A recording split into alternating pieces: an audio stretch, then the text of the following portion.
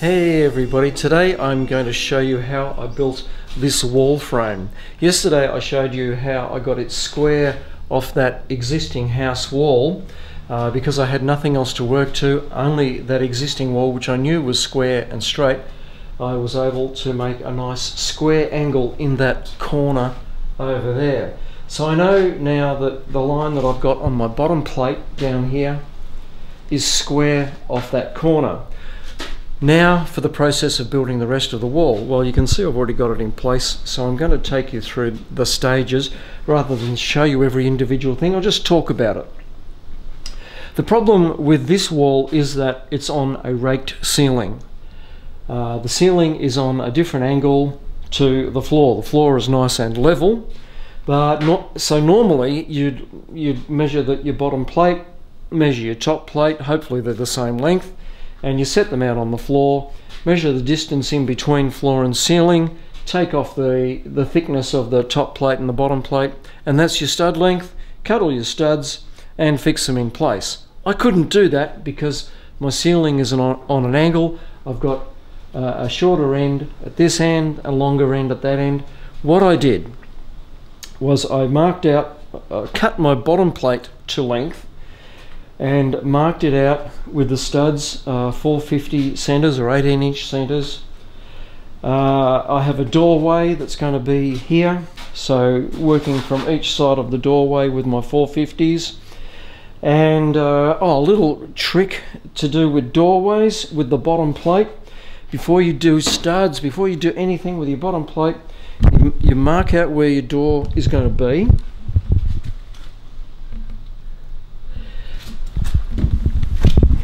And what you do, because later on I've got to cut that piece of timber out, going to be able to walk straight through here. It'll be carpet on this side and the concrete will remain on the other, but you've got to cut that out with a handsaw down the track. So using a handsaw, I don't want to blunt it on the concrete, so what I do is cut the bottom side of the bottom plate with a handsaw, cut those angles there on each side,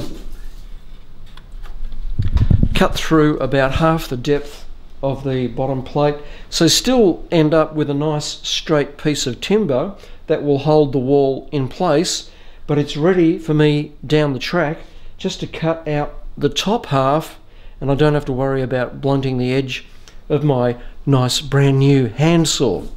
So using a handsaw is still something that is required in building. Can't use power tools for everything. Okay, so that's the bottom plate. It's cut out. Stud points are all marked and in position. What I do then is I've got to fix the top plate and get it marked out. Now, I didn't want to lay it down on the floor. I haven't got enough space to work with, so I leveled up from the bottom corners, leveled up the wall, and got the place on the existing framework up here at both ends, marked out where that plumb point is up the top, measured that length of timber, the top plate, and from those 2 points there I chalked a line through so that I'd end up with a nice straight. Even if the timber wasn't straight, then I'd know where the straight point was, and I could push the top plate in or out as required, because these ceiling battens were marking the straight points because of the chalk line. And then I fixed that top plate in place. Bugle batten screws.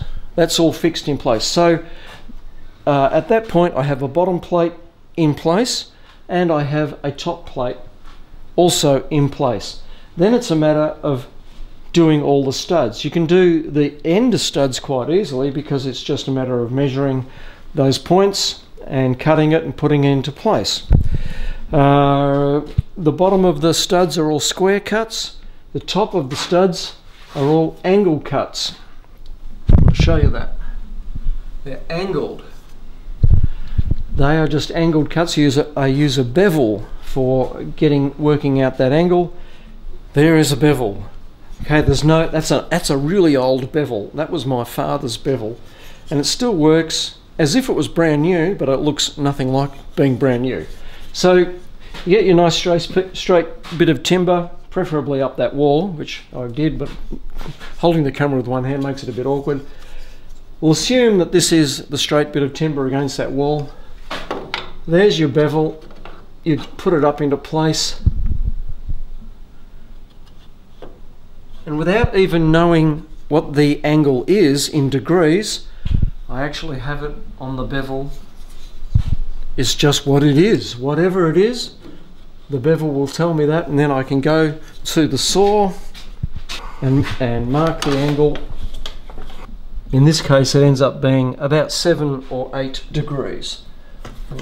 Fix off the saw, and there we are, ready to go to cut my angles. So it'll be a square cut at the bottom, diagonal cut at the top.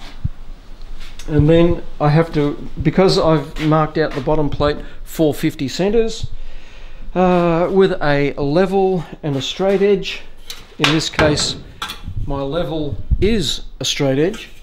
I can work from that bottom point, get my level, get it nice and level, and mark off the point up the top here, the position, and then from the 2 marks on the top plate and on the bottom plate, measure the length of the stud, and then cut them all, always making sure that I'm either measuring the long point or the short point, and knowing when I go to the saw which one I'm working with. And then I can measure each stud, and so the individual studs, each one is a different length, working my way right through for the whole wall. Another little thing to take account of is the noggings, or what in Australia we call noggings. Now these are all placed at the height which will suit the plasterboard.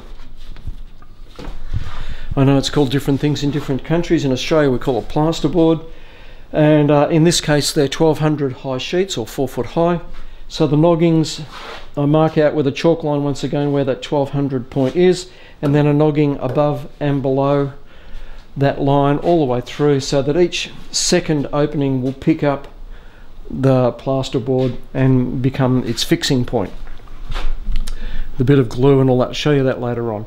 So this side's going to end up being plasterboard, the other side is going to be for shelves, and a lot different. That'll become another video.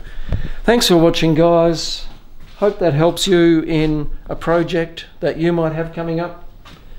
And talk to me, tell me in the comments, ask me questions about a particular, because every job is going to be different and requires slightly different things to be done. If you've got a question about your job, write it in the comments. I'll endeavour to give you an answer. Okay guys, and maybe somebody else can give you an answer if I can't. Thanks for watching. See you all again very soon. Bye.